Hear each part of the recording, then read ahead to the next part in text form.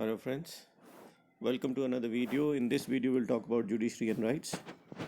तो जब हम जुडिशरी और राइट्स की बात करते हैं, देखिए जुडिशरी जो है वो सबसे बड़ा गार्डियन है हमारे राइट्स का, और हमारा कॉन्स्टिट्यूशन दो तरीके बताता है जिससे कि हम वो हमारे two ways in which the supreme court can remedy the violation of हमारे फंडामेंटल राइट्स, मतलब हमारे राइट्स का अगर वायलेशन हो तो दो तरीके से बचा सकते हैं, प्रोटेक्ट कर सकता है judiciary. First is by issuing writs, जो हम राइट्स वाले चैप्टर में पढ़ चुके हैं. जो रिट्स है हमारी आर्टिकल 32 में हम सीधे सीधे सुप्रीम कोर्ट जा सकते हैं, और आर्टिकल 226 में हम सीधे हाई कोर्ट जा सकते हैं, और वहाँ से ये रिट्स जो हैं habeas corpus, mandamus, Eritrea et cetera, इनके थ्रू हमारे फंडामेंटल राइट्स का प्रोटेक्शन हो सकता है. दूसरा तरीका क्या है? दूसरा है supreme court can declare the laws concern law as unconstitutional. अगर मान लीजिए कोई ऐसा लॉ बनता है जो हमारे राइट्स को वायलेट करता है, तो सुप्रीम कोर्ट उसको नॉन ऑपरेशनल या अनकॉन्स्टिट्यूशनल डिक्लेयर कर सकता है under article 13 of the constitution. So ये दो तरीके हैं जिससे जुडिशरी हमारे राइट्स का प्रोटेक्शन करती है. और अब इससे दो काम करती है एक साथ सुप्रीम कोर्ट. एक, on the one hand it protects the fundamental right, on the other hand it acts as an interpreter of the constitution. तो एक तरफ तो ये हमारे फंडामेंटल राइट्स का प्रोटेक्शन कर देती है, और दूसरी तरफ हमारे कॉन्स्टिट्यूशन का अगर इंटरप्रिटेशन की बात करें तो उसका इंटरप्रिटेशन भी कर देती है. जो दूसरा हमारा जो इंटरप्रिटेशन ऑफ द कॉन्स्टिट्यूशन का जो काम है जुडिशरी करती है, ये इसमें जो चीज़ इन्वॉल्व है that is what we call judicial review. ठीक है, ये इंपॉर्टेंट टर्म है, अब इसको आपने याद रखना है. देखिए, perhaps the most important power of the court is the power of judicial review. The judicial review means, इसका मतलब क्या है कि सुप्रीम कोर्ट और high court can examine the constitutionality of any law if the court arrives at a conclusion that the law is inconsistent with the provision of the constitution. Such a law is declared as unconstitutional and incapable, and the term judicial review is nowhere mentioned in the constitution. ठीक है, तो पहली बात judicial review है क्या कि supreme court या high court जो है हर एक लॉज जो लेजिस्लेचर बनाती है उसकी कॉन्स्टिट्यूशनैलिटी चेक करती है. अगर उनको कहीं पर भी लगता है कि जो लॉ बनाया गया वो inconsistent with the constitution of India है, provision of the constitution of India है, यानी कि उसके प्रोविजन के अकॉर्डिंग नहीं जाता, तो उसको जो है वो अनकॉन्स्टिट्यूशनल या इनएप्लीकेबल डिक्लेयर कर सकती है. तो इसी को हम जुडिशियल रिव्यू बोलते हैं. ठीक है, और ख़ास बात यह है कि हमारे कॉन्स्टिट्यूशन में कहीं पर भी जुडिशियल रिव्यू जो टर्म है वो कहीं पर भी मेंशन नहीं की गई है. लेकिन supreme court can strike down a law that goes against fundamental right, implicitly gives the supreme court the power of judicial review. क्योंकि सुप्रीम कोर्ट कॉन्स्टिट्यूशन ने सुप्रीम कोर्ट ये पावर दी है कि अगर कोई भी लॉ हमारे फंडामेंटल राइट्स के अगेंस्ट जाता है तो उसको सुप्रीम कोर्ट स्ट्राइक डाउन कर सकता है. तो ये पावर ऑटोमेटिकली जुडिशियल रिव्यू की पावर देता है सुप्रीम कोर्ट को. Along with it, we saw in the section on jurisdiction of the Supreme Court, in case of a federal relations too, the Supreme Court can use the review powers. फिर दूसरी जगह जहाँ पर judicial review power इस्तेमाल होती है that is federal relations में. ठीक है, जहाँ पर डिस्ट्रीब्यूशन ऑफ पावर का मैटर आ जाता है, जो हमारे कॉन्स्टिट्यूशन में मेंशन है कि central government makes laws on subject mentioned in the state list, union list, and state government make laws on the subject mentioned in the state list. Then the state can go to the Supreme Court, and if the court agrees with them, it would declare that the law is unconstitutional. अगर ऐसा कभी हो कि state list के किसी matter पे central government law बना दे तो उसको अनकॉन्स्टिट्यूशनल डिक्लेयर कर सकता है supreme court under its review powers. In this sense the review power of the supreme court includes power to review legislation on the ground that they violate fundamental rights or on the ground that they violate the federal distribution of power. The review power extend to the laws passed by the state legislature also. तो हम ये कह सकते हैं judicial review के बारे में कि जो जुडिशियल रिव्यू की पावर है वो एक तो जब फंडामेंटल राइट का वायलेशन हो तब हम उसको यूज़ कर सकते हैं, और दूसरा जब फेडरल डिस्ट्रीब्यूशन ऑफ पावर का अगर कोई लॉ बनता है उससे रिलेटेड तो उस वक्त भी हम इसको यूज़ कर सकते हैं. और ये जो जुडिशियल रिव्यू है ये स्टेट लेजिस्लेचर में भी एप्लीकेबल होगा. तो हम ये कह सकते हैं that together the writ power and the review power of the court make judiciary very powerful. In particular, review powers means that the judiciary can interpret the constitution and laws and laws passed by the legislature. Many people think that this feature enables the judiciary to protect the constitution effectively and also to protect the rights of the citizen. The practice of entertaining PILs is further added to the power. इसके अलावा PIL जो हम पहले discuss कर चुके हैं last video में, उसने और ज़्यादा जो है जुडिशरी की पावर को बढ़ा दिया है to protect the rights of the people. Do you remember in this chapter on rights, we mentioned the rights against exploitation? The right prohibits forced labor, trade in human flesh, and prohibits employment of children in hazardous jobs. But the question is, how could those whose rights were violated approach the court? PIL and judicial activism made it possible. ठीक है, हमने बात की थी right against exploitation की in the chapter of rights कि force labour नहीं हो सकती और इंसान को बेचा खरीदा नहीं जा सकता या बच्चों को हैजरस जॉब में नहीं लगाया जा सकता. लेकिन वो लोग कैसे अप्रोच करेंगे कोर्ट को? तो PIL और जुडिशल एक्टिविज्म इसका जवाब है. PIL उनके बिहाफ पे कोई और अगर पिटिशन देता है कोर्ट में या जुडिशरी कहीं ऐसी रिपोर्ट देखती है तो जुडिशरी ऑटोमेटिकली भी एक्शन ले सकती है. So the court considered a whole set of cases, the building of jail blinding of jailmates by the police, inhuman working conditions of at the stone quarries, sexual exploitation of children and so on. तो अलग अलग इस तरह के matters पर judiciary ने action लिया है because of this PIL and judicial activism. ठीक है, अब आ जाता है अगला टॉपिक हमारा, जुडिशरी एंड पार्लियामेंट. देखिए, जुडिशरी और पार्लियामेंट के रिलेशनशिप्स जो है वो कन्फ्लिक्टिंग भी रहते हैं. ज़्यादातर हमारी इंडियन पॉलिटिकल हिस्ट्री में ऐसा रहा है कि दोनों के बीच में काफ़ी कन्फ्लिक्ट रहा है. उसी के बारे में हम इसमें डिस्कस करते हैं. ठीक है, apart from taking very active stand on matters of rights, the court has been active in seeking to prevent subversion of the constitution through political practice. तो हमारा कॉन्स्टिट्यूशन जो हमारा जुडिशरी है वो एक और बड़ी इंपॉर्टेंट उसकी रिस्पॉन्सिबिलिटी है कि हमारा कॉन्स्टिट्यूशन को कोई सबवर्ट करने की कोशिश ना करे, यानी कि कॉन्स्टिट्यूशन के प्रोविजंस को तोड़ने मरोड़ने की कोई कोशिश ना करे थ्रू पॉलिटिकल प्रैक्टिसेस. ये एक बहुत बड़ी जिम्मेदारी है जुडिशरी की. दस areas that were considered beyond the scope of judicial review such as the powers of the president and the governor were brought under the purview of the courts. इसीलिए कुछ ऐसे एरियाज हैं जैसे the office powers of the president and the governor, ये जो judicial review से बाहर है. But there are many other instances in which Supreme Court actively involved in itself in administration of justice by giving directions to the executive. लेकिन इसके अलावा बहुत सारी ऐसी जगहें हैं जहाँ पर जुडिशरी एग्जीक्यूटिव और लेजिस्लेचर को डायरेक्ट करती है कि उनको करना क्या चाहिए. जैसे कि the judiciary gave directions to CBI to initiate investigation against politicians and bureaucrats in Hawala case, the Narasimha Rao case, illegal allotment of petrol pumps, etc. You may have heard about some of these cases. Many of these instances are the product of judicial activism. ये सारे बहुत सारे cases ऐसे हैं जो judicial activism की वजह से पॉपुलर हुए.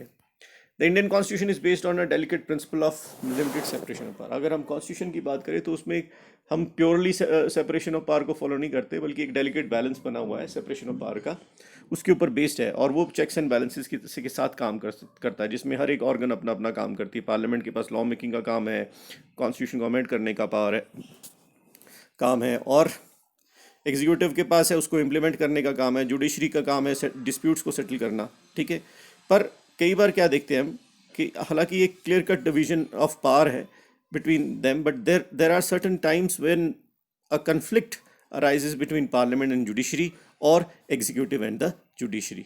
तो ये एक बड़ा एक reoccurrent theme रहा है हमारी इंडियन पॉलिटिक्स में. We have already mentioned the differences that emerge between the parliament and judiciary over the right to property. हमने ये राइट वाले चैप्टर में बात की थी कि कैसे डिफरेंसेस emerge हुए थे पार्लियामेंट और जुडिशरी के बीच में on the issue of right to property. ठीक है, and parliament to amend the constitution. और फिर दूसरा था कि पार्लियामेंट किस हद तक कॉन्स्टिट्यूशन को अमेंड कर सकती है. अगर हम उसको याद करें, दोबारा से रिवाइज करें, तो हम ये कह सकते हैं that immediately after the implementation of the constitution began, a controversy arose over the parliament's power to restrict right to property. The parliament wanted to put some restriction on the right to hold property so that the land reforms could be implemented. तो अगर आपको याद होगा कि जब हमने ये rights वाला चैप्टर करा था कि जैसे हम आज़ाद हुए उसके बाद जो हमारे जो पार्लियामेंट थी वो क्या चाहती थी कि राइट टू प्रॉपर्टी को रिस्ट्रिक्ट करना चाहती थी. क्यों? क्योंकि हमने लैंड रिफॉर्म्स को इम्प्लीमेंट करना था. और कोर्ट ने क्या कहा? The court held that the parliament can not दस रिस्ट्रिक्ट फंडामेंटल राइट्स. कोर्ट ने कहा कि जो पार्लियामेंट है भाई ये फंडामेंटल राइट को रिस्ट्रिक्ट नहीं कर सकती. The parliament then try to amend the constitution. फिर पार्लियामेंट ने क्या किया? कॉन्स्टिट्यूशन को ही अमेंड करने की कोशिश की. ठीक है, नहीं कर सकती तो उन्होंने कॉन्स्टिट्यूशन को ही बदलने की कोशिश की, but the court said that even through an amendment a fundamental right can not be abridged. तो जुडिशरी क्या कहती है इसमें कि हालांकि the court said that even the through an amendment, एक अमेंडमेंट के बावजूद या अमेंडमेंट से भी एक फंडामेंटल राइट को अब्रिज नहीं किया जा सकता। ठीक है, तो क्या इश्यूज थे जो सेंटर ऑफ कंट्रोवर्सी बने इस कंट्रोवर्सी में? ये वो इशू थे, number 1, what is the scope of right to property, the scope of the parliament to curtail, abridge or abrogate fundamental right, what is the scope of parliament's power to amend the constitution, and can the parliament make laws that abridge fundamental rights while enforcing directive principles। तो ये इन matters के ऊपर controversy थी कि है क्या basically, कहाँ तक जा सकता है हमारा राइट टू प्रॉपर्टी, और क्या पार्लियामेंट उसको कर्टेल कर सकती है फंडामेंटल राइट को, और अगर पार्लियामेंट क्या कॉन्स्टिट्यूशन को अमेंड कर सकती है, और अगर कर सकती है तो किस हद तक कर सकती है। देन क्या पार्लियामेंट फंडामेंटल राइट को अब्रिज कर सकती है to give effect to the directive principle of state policy. ये मेन इश्यूज थे जिसकी वजह से कंट्रोवर्सी हुई between the judiciary and the executive, and this was during the period of 1967 to 73, and this became a very serious controversy because apart from land reforms laws, law enforcing preventive detention, law governing reservation in jobs, regulations acquiring private property for public purposes, and laws deciding the compensation of such acquisition of property were some instances of conflict between the legislature and the judiciary। तो इन सब मुद्दों पर conflict था, land reforms कैसे implement करने हैं, preventive detention का कैसे इस्तेमाल होगा, रिजर्वेशन ऑफ जॉब कैसे होगी, और प्राइवेट प्रॉपर्टी को पब्लिक पर्पस के लिए किस तरह से एक्वायर किया जा सकता है, और फिर अगर एक्वायर किया गया तो कंपनसेशन किस बेसिस पर होगा। इन बातों को लेकर there was a lot of controversy between the two organ of the government. But in 1973 supreme court gave a very landmark decision, and this judgment actually put a stop to all these queries, and this case is famously known as the Keshwanand Bharti case, and the case ruled that there is a basic structure of the constitution and nobody, not even the parliament, through amendment can violate the basic structure। इसमें सीधा सीधा supreme court ने कह दिया कि constitution का एक basic structure है और पार्लियामेंट को भी अमेंडमेंट से इस बेसिक स्ट्रक्चर को वायलेट करने की या अमेंड करने की इजाज़त नहीं है। अब क्या बातें इसमें हुई? पहली बात इसमें हुई, it said that the right to property was not a part of the basic structure. इसमें यह भी कहा गया कि जो राइट टू प्रॉपर्टी है वो बेसिक स्ट्रक्चर का हिस्सा नहीं है, इसलिए इसको सुटेबली अब्रिज किया जा सकता है। और दूसरी बात इसमें ये कही गई कि अब further court reserve to itself the right to decide whether various matters are part of the basic structure of the constitution, कि अब फर्दर क्या बेसिक स्ट्रक्चर में है और क्या नहीं है, that will be decided only by the judiciary. This case is perhaps the best example how judiciary use its power to interpret the constitution. सबसे सुंदर उदाहरण आप कह सकते हो इस केस को, किस तरह से जुडिशरी जो है अपनी power to interpret the constitution का इस्तेमाल करती है। The ruling has change the nature of conflict between the legislature and judiciary now. As we have studied earlier, the right to property was taken away from the list of fundamental rights in 1979, and this has also helped in changing the nature of the relationship between the two organs of the government। तो काफ़ी हद तक बदलाव आए हैं और right to property को हटा दिया गया फंडामेंटल राइट्स की लिस्ट से। But there are certain issues which are still reasons of contest between the two organs, कि क्या judiciary intervene in and regulate the functioning of the legislature, क्या judiciary intervene कर सकती है लेजिस्लेचर की working के अंदर।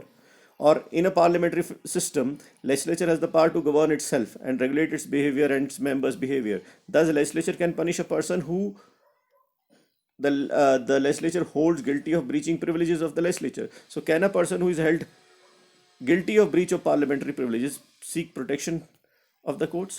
अब देखिए, पार्लियामेंट के पास अपने रूल्स रेगुलेशन बनाने की अथॉरिटी है, और अगर उसके मेंबर कोई अपनी प्रिविलेजेस का वायलेशन करते हैं तो उसके अगेंस्ट वो लीगल एक्शन भी ले सकती है ना। पर क्या ऐसा पर्सन जिसके अगेंस्ट पार्लियामेंट ने ब्रीच ऑफ पार्लियामेंट्री प्रिविलेजेस का एलिगेशन पे उसको गिल्टी माना हो, क्या वो फिर कोर्ट के पास जा सकता है? These issues are unresolved and are matters of potential conflict between the two। Similarly, Constitution provides that the conduct of the judges cannot be discussed in the Parliament. फिर और कॉन्स्टिट्यूशन कहता है कि जो जजेस हैं उनका जो भी कंडक्ट होगा उसको पार्लियामेंट में डिस्कस नहीं किया जा सकता. There have been several instances where the parliament and the state legislature have cast apprehension on the functioning of the judiciary. लेकिन बहुत सारे ऐसे एग्जांपल मिलते हैं जहां पर पार्लियामेंट और स्टेट लेजिस्लेचर ने अपने एप्रीहेंशंस शो किए हैं on the working of the judiciary.